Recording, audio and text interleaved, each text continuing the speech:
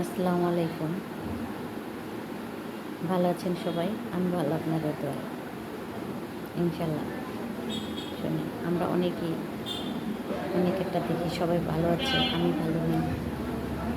অনেকে আমাদের এরকম চিন্তাভাবনা আসে যে আমি ভালো নেই। শোনেন, আমি ভালো নেই এটা কেন বলবো? আমি ভালো থাকবো ইনশাল্লাহ, এটা বলবো। আমাদের নিজ চেষ্টায় আমরা ভালো থাকতে পারবো ইনশাল্লাহ। শোনেন, একবারে কিছু পাওয়া যায় না, একবারে কিছু পাওয়া যায় না। একটু একটু করে কষ্ট করলে জীবনে পরিশ্রম আপনাকে অনেক দূর নিয়ে যেতে পারবে। আপনার বুদ্ধিমত্তা, পরিশ্রম দেখা যায় আপনাকে অনেক কিছু এনে দিবে। সেটার জন্য আমাদের পরিশ্রম করতে হবে, একটু একটু করে পরিশ্রম করতে হবে। আমাদের জীবনে অলসতা করলে চলবে না। আমাদের জীবনে প্রথম ধাপ হচ্ছে কি? অলসতা। আমরা অনেক অনেক অলসতায় ভুগি। তাই আমাদের অলসতাগুলো জীবন থেকে বাদ দিতে হবে। আরাম আয়েশগুলো একটু কমিয়ে দিতে হবে। যেমন দেখা যায় অনেকেই লেট করে আমরা ঘুম থেকে উঠি। সকাল হয়ে গেছে, লেট করে আমরা ঘুম থেকে উঠি। এই আরামগুলো করলে চলবে না, আমাদের তাড়াতাড়ি ঘুম থেকে উঠতে হবে। তাই অলসতা করলে চলবে না।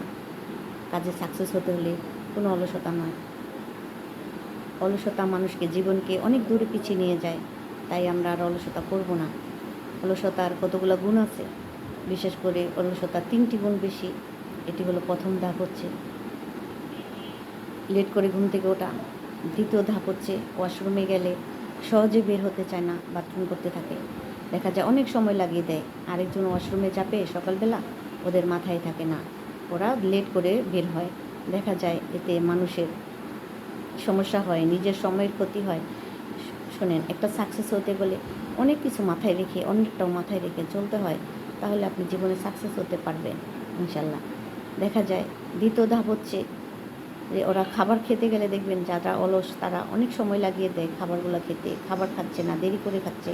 দেখা যায় অনেক সময় লেট করে খাচ্ছে, সময় লাগিয়ে দেয়। তাই যারা অলসতা করে তাদের কখনোই কোনো উন্নতি হতে পারে না, হয় না। আর অলসতার তৃতীয় ধাপ হচ্ছে কি? কোথাও যাবে ওরা, অনেক সময় লাগিয়ে দিচ্ছে, দেরি করে রেডি হচ্ছে। 1 ঘন্টার জায়গায় 2 ঘন্টা লাগিয়ে দিচ্ছে। তাই কেউ অপেক্ষা করছে তার জন্য, তার বিন্দুমাত্র তোয়াক্কা নেই, তার মাথায় নেই। এগুলো মাথায় রাখতে হবে।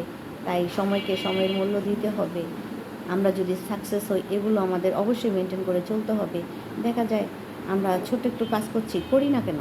কেউ কিছু বলছে, বলুক, তাতে আমার যায় আসে কি? আপনি আমি যদি না খেয়ে থাকি তাহলে কেউ খাওয়ান দিবে না। তাই আমরা একটু একটু করে বড় হব ইনশাল্লাহ। কে কী বললো আমরা এগুলো বাদ দিয়ে আমরা জীবনকে এগিয়ে নিয়ে যাব। শোনেন, অতীতে কে কী বলছে, দেখবেন সময় আপনার পাল্টে গেলে দেখবেন ওরাই আপনার প্রশংসা করছে। ওরা আপনার সামনে এসে আপনার আপনার প্রশংসা করবে ইনশাল্লাহ। দেখবেন তখন সময় পাল্টে যাবে, আপনার সব কিছুই ফিরে পাবেন। শুধু একটু পরিশ্রম করলে কোনো কিছু যায় আসে না। একটা কাজ করছেন, সাথে সাথে আরও 3টা মাথায় রাখেন কীভাবে কাজ করতে হবে। কাজ করেন, আপনার আরামগুলো আপনার সামনে। আপনি যখন সাকসেস হবেন আপনি অবশ্যই আরাম করতে পারবেন, সম্পূর্ণ সময় আরাম করতে পারবেন, সবাইকে ভালো রাখতে পারবেন, সবাইকে নিয়ে ভালো থাকতে পারবেন। এটাই আমরা প্রথমত অলসতাগুলো জীবন থেকে বাদ দিয়ে দিব। আমরা অলসতা করব না, জীবনকে সাকসেস করব। এটাই স্বাভাবিক, এটাই জীবনে হওয়া উচিত। থ্যাংক ইউ, ভালো থাকবেন সবাই।